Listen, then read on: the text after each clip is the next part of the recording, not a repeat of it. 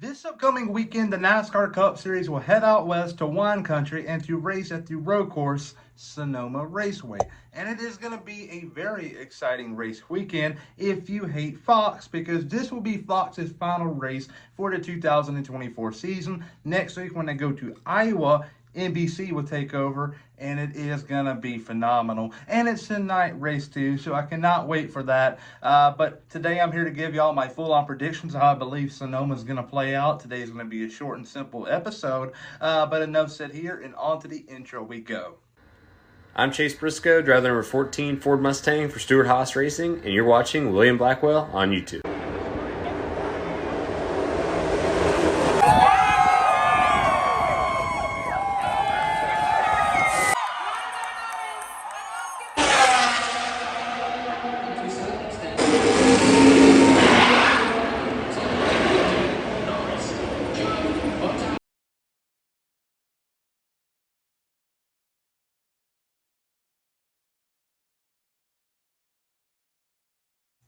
This past weekend, NASCAR went out to Gateway, and we saw action from the start of the race all the way to the checker flag.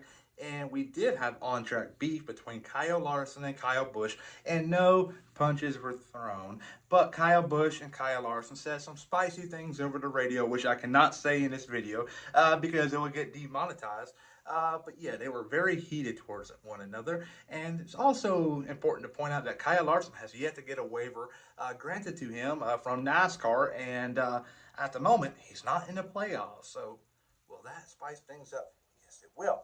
But the race continued on, and we saw the Stewart Haas cars showed some positive signs. And those cars were Josh Berry and Chase Briscoe. Your supposed team leader, Noah Gragson, was nowhere to be found this past weekend in Gateway. A horrible track for Chase Briscoe, and he still ran really good at it. Noah Gragson is not the team leader at Stewart Haas Racing. I don't know who needs to tell you, but there you go. Towards the end of the race, we saw Ryan Blaney have a lead, and Christopher Bell chase him down with fresher tires. Next thing you know, they're racing hard with one another. Boom, Christopher Bell blows up. Ryan Blaney starting to look like he's going to cruise his first win in 2024. Boom, the white flag, runs out of gas. Austin Cindric passes by and wins his first race of the season, his second career win, first since 2022, and he's in the playoffs. My biggest issue is with Ryan Blaney running out. Immediately he went on team radio and called out crew chief Jonathan Hassler, "You ran me out."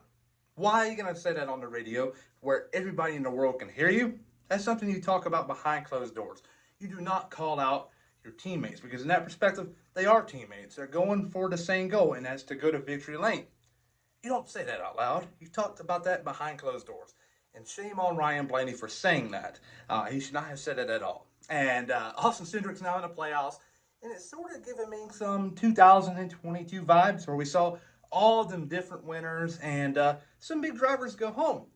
Martin Truex Jr. was one of them, and he's starting to get that vibe right now. And don't worry, folks, he will win a race this year, and it's going to be this weekend in Sonoma Wine Country, a track which has been very kind to him in the past. So there you go there, Martin Truex Jr. fans. He wins at Sonoma. Second place, Austin Cindric in the 2-car. Momentum is a very big thing in the sport of NASCAR, and Cindric will keep it in Sonoma. Third place will be Kyle Larson in the 5-car.